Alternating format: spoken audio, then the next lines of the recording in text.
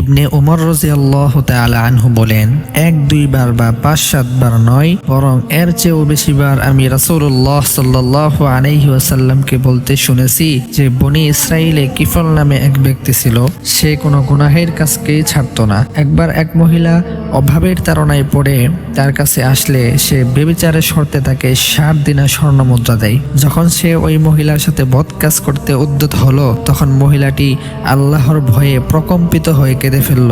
লোকটি বলল, কাঁদছ কেন? আমি কি তোমাকে জবরদস্তি করেছি?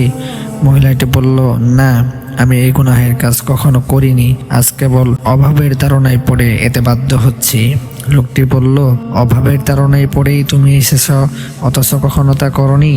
যাও, তোমাকে ছেড়ে দিলাম, দিনারগুলো তোমারই। সে আরো বলল, আল্লাহর কসম, এরপর আর কখনো আমি আল্লাহর নাফরমানি করব না।